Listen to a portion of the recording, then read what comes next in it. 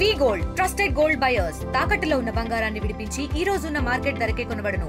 మరిన్ని వివరాలకు సంప్రదించండి 7710 స్థానిక ఎన్నికల కంటే ముందు కూడా మహబూబ్ నగర్ నియోజకవర్గంలో పార్టీ చేరికలు కూడా భారీ ఎత్తున జరుగుతుందని చెప్పొచ్చు. ముఖ్యంగా బీఆర్ఎస్ పార్టీకి చెందిన మాజీ కౌన్సిలర్లు అలాగే ముఖ్య నాయకులు కూడా ఈరోజు కాంగ్రెస్ పార్టీలో చేరారు. ప్రస్తుతం మన దగ్గర గతంలో బీఆర్ఎస్ పార్టీలో పనిచేసినటువంటి మహబూబ్ నగర్ జిల్లా రైతు బంధు అధ్యక్షులు గోపాల్ యాదవ్ ఉన్నారు. మిగతా విషయాలు మనం అడిగే ప్రయత్నం చేద్దాం.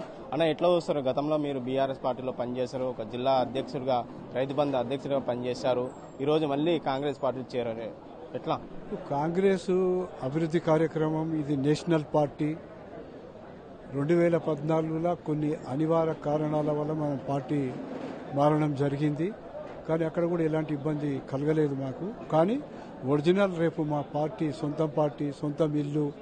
ఈరోజు మేము ఈ యొక్క కాంగ్రెస్ పార్టీలో ఉంటే మా ఇంటికి గతంలో సాదేవ్ యాదవ్ గారు ఉన్నట్లు ఇంటికి వచ్చిన వాళ్లకు ఏదైనా పని చేసే ఉద్దేశంతో కాంగ్రెస్ పార్టీలోకి వచ్చినాం.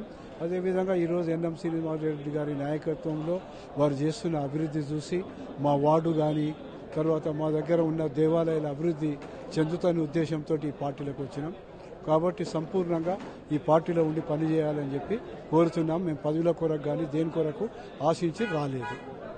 మాజీ మంత్రి శ్రీనివాస్ గౌడ్ అయితే ఇంతకుముందు కూడా పార్టీలో బీఆర్ఎస్ పార్టీ వీడి కాంగ్రెస్ పార్టీ చేరిన వాళ్ళు కూడా ఒక మాట చెప్పారు. అంటే మా 10 ఏళ్ల పాటు మాతో పనిచేసి పదవులు అనుభవించి కూడా ఈరోజు మళ్ళీ పార్టీలు చేరుతున్నాను అంటే దీని మీద ఏం చెప్తారు? దీనికి ఏం లేదు, నేను కష్టపడినా సేవ చేసినందుకు ప్రతిఫలంగా నాకు వారి ఇష్టంగానో మరియు ఆదేశానుసారమో అధిష్టానం అనుసారమో వాళ్ళు ఇచ్చిండ్రు.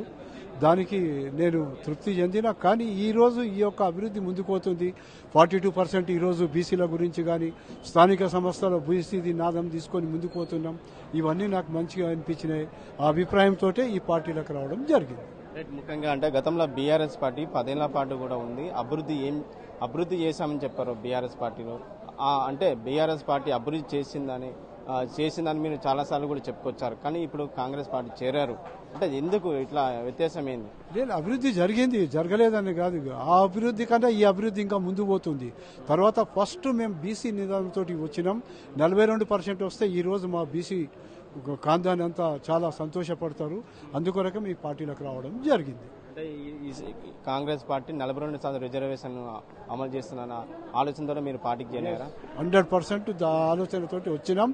సంపూర్ణంగా ఈ రోజు అగ్రకులాలు ఉన్నా కూడా బీసీలకు స్థానం ఇస్తున్నారంటే సంపూర్ణంగా కాంగ్రెస్ ముందు ఉంటామని చెప్పి ఘంటాపదంగా చెప్తున్నాం.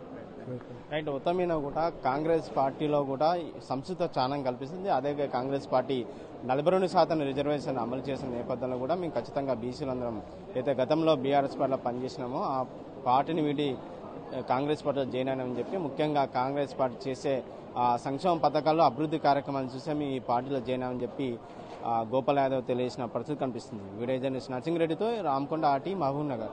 తెలుగులో ఫాస్టెస్ట్ న్యూస్ ఇప్పుడు కొత్త అవతారంలో 5 సెకండ్లోనే పూర్తి వార్తా సమాచారం మీ చేతిలో.